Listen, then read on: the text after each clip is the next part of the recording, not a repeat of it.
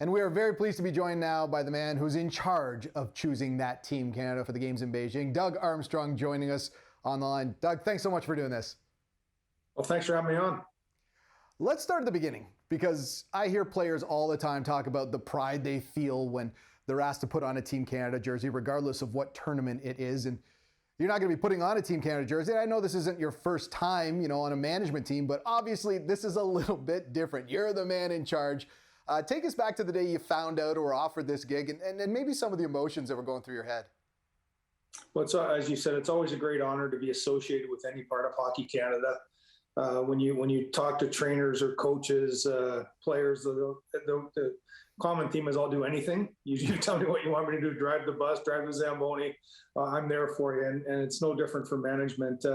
When I talked to Tom Rennie, we had worked together at the World Cup of Hockey and then had some success there. And so he asked if I would participate with a great group of management to be part of the Olympic program. And it was no hesitation. I said that'd be a great honor. And that's where we are today. But it's always very humbling to be part of a group that includes, Ken Holland and Ron Francis and Roberto Luongo and Don Sweeney and so many other great people. Let's talk a little bit about that management team, because you've got a whole lot of hockey knowledge, like you said, former players, people who've been in front offices of very successful organizations. So you're going to have a lot of advice coming at you from all different directions. How do you organize that to make a decision? Well, I think we've been doing it for well over a year now, so we've found out each other's rhythms and how we all operate. And again, we're all working for the common goal of putting the best team together to represent Canada. And I think being through it and watching Steve Yzerman do it in 2010 and 2014 certainly prepared me for some of the decisions that have to be made. And ultimately, I would say probably in a group of 25 to 22, 21 are all going to be, everyone's going to feel the same on. And then you really have to incorporate the coach's philosophy on how he wants to incorporate different players, what he wants at different areas of the lineup, to make those last few decisions. And they're going to be difficult because, every round we've gone through to, we're at the process now where we're not picking the team, we're eliminating players from the team. And that is sort of one of the ways that we're looking at it. And then now we're going to get down to a small number of players that from the middle of November till January 1st are going to have to be scouted and vetted thoroughly. You kind of took my next question out of my head, because I wanted to ask you, just over this last year, are you the type of GM that has a very long list of players and you're slowly just ticking them off? Or did you find that you had a list of players and you're grabbing your pen and scribbling new names on? Well, really, it started in the bubble going into Edmonton, so a couple of years ago. We all put together our mock teams, and that really starts out with you have your mock team and you see where the synergy is for everyone. And that list probably had over 60 people, just from everyone would have one player and you would add those players. And then last year, players played well and got added to the list. Players didn't play well and got subtracted from the list. And I think the interesting part, or the part that probably a lot of people don't understand, is our long list had to be in early October. And that's the list you're choosing from. So you really eliminate any players from having great starts this season to being part of the Olympic team. And I understand the process that needs to be done. Players have to go through the COC program and the Olympic program. And so you have to start with the list. But it's unfortunate for guys that are having great October, Novembers that weren't on that long list that won't be part of the team. But that's just the way that it is for all the countries. Wanted to ask you about chemistry, because this, you can throw the best, hockey players in the world on one team. It doesn't necessarily mean they're going to play well together. And in the past, we've seen that ready-made chemistry kind of come into play. Chris Kunitz and Sidney Crosby was kind of the best example. When you've got a short tournament like this, when you need a team to gel real quick, how high on your list is ready-made chemistry, AKA Zach Hyman, whose name keeps getting brought up? Well, I gotta say, Zach's name was brought up before he moved to Edmonton.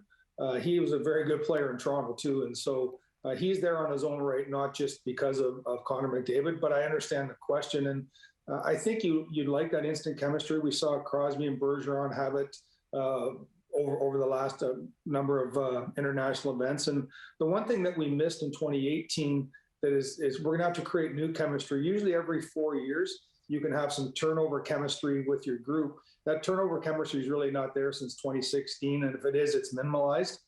This group is going to have a lot of new players, first time wearing the Canadian jersey. A lot of the players that would have been part of the World Cup were part of the new World Cup on the Young Guns team, where they played with different players from different nationalities. So it's going to be a first time for a lot of guys, and we're going to try and find that chemistry. And it's like a general manager, you vision trading for a player and bringing him in saying he's going to have great chemistry, and then it doesn't work out, and but the player, will find it with somebody else. So it's one of those, in a short tournament, John and his staff are going to have to find that quickly. So if you had prearranged chemistry, it does work, but it's not always a recipe that does have success. Take me behind closed doors, because like I said, you've been part of choosing an Olympic team before. And when you've got that list of 50 that gets down to 40, that gets down to 30, I imagine those conversations aren't always warm and fuzzy. Everybody's got their guy. Everybody's got someone they want to put forward to say, this is someone who's going to help us win a gold medal. How heated on a scale of 1 to 10 do some of those conversations get? I would say they don't very rarely get over 6 or 7, because I think there's a respect factor for everybody that you're working with. But people do have experiences where they can push for someone, or because you're doing for Team Canada, you may say information that other don't know on a negative side, and that's the part that you have to do. You have to put your NHL hat aside, and you have to do what's best for Team Canada. And when you incorporate the number of managers and coaches, you're getting really good information, but it's all for the right reason. And the one thing, it's like being an assistant manager in the NHL, as an assistant manager or working with Steve Yzerman.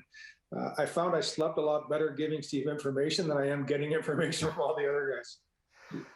So I do this feature where we pick a new Team Canada every 2 weeks, and one of the things that people constantly are commenting about or asking me about is goaltending. And my entire life, Doug, goaltending for Team Canada has never been an issue. The only issue really is who's going to be number one, because you've usually got so much to choose from.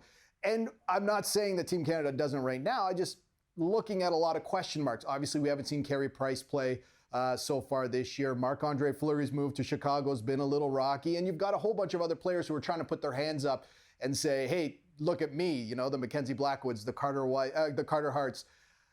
Is this a matter of who's going to be the hottest goaltender come February, gets the start? And is this maybe the hardest position for you to choose from? Well, I would agree with you. Going back to Team Canada, you had you started with Patrick, and then you had Marty Brodeur, then you had Roberto and Marty, then you had Carey. We're hoping all the best for Carey. I hear he's getting back on the ice soon. And, I would say going into it, when everyone watched last year's playoffs, he would have been penciled in as the guy. And now there's things that are so much more important than playing hockey, and he's going through some of those things right now. And if he gets his game up and wants to come, and he's playing to that level, he'll be the guy again, obviously. But you're right. There's again, because of lack of international competition, it's been hard to see guys.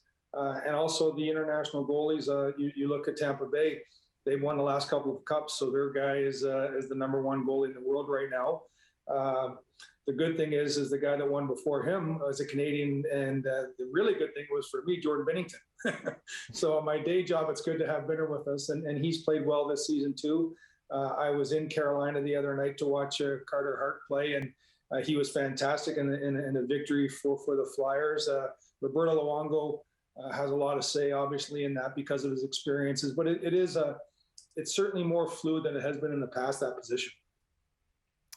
So I got to ask you about when you're doing this scouting, because you said he was fantastic when I was there. Well, of course he was fantastic. The general manager of Team Canada was there. And it's got to be a little bit difficult for yourself just balancing those two jobs. And how does your day-to-day life go when you are, of course, the general manager of the St. Louis Blues, but also you've got this other job for Team Canada?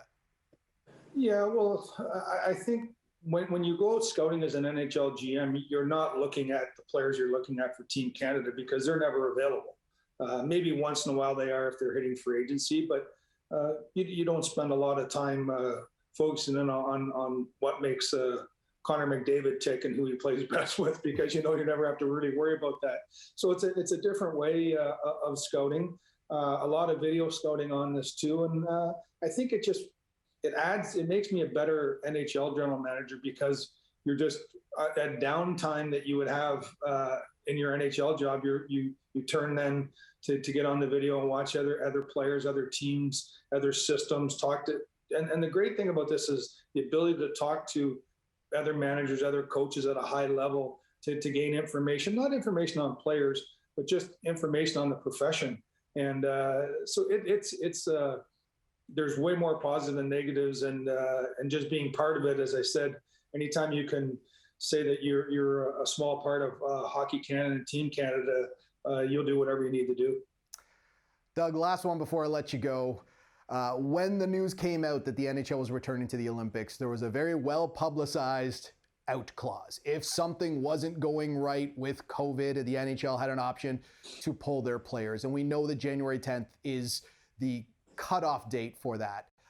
Everyone obviously is hoping that does not happen. We want to see best on best, but we also have situations now where the Ottawa Senators had games postponed, and we've seen players on and off the COVID protocol list. What is there a contingency plan in place? Or is there two Team Canadas perhaps being built right now just in case, God forbid, something happens where the NHL has to pull out? Yes, there is, and that's Scott Salmon and Hockey Canada to take care of the other team. Our focus right now as NHL GMs and NHL coaches is if NHL players go. I certainly respect the NHL, the NHLP, and the IIHF wanting to make sure that the players' safety is at the forefront, and making sure if they go abroad that they can go safely and come home safely. But our focus is 100% on that we're going to go. And if something changes in that, then we don't go. And it's been a great experience getting to know guys. But everything we're doing is to create an NHL team, and any secondary team is sort of created by Hockey Canada, and we're not involved in that whatsoever. And we all want to see it. I look forward to being there, and we'll talk in Beijing hopefully the next time. Doug, thanks so much for doing this. Well, I really appreciate you having me on, and great holidays to everyone coming up also.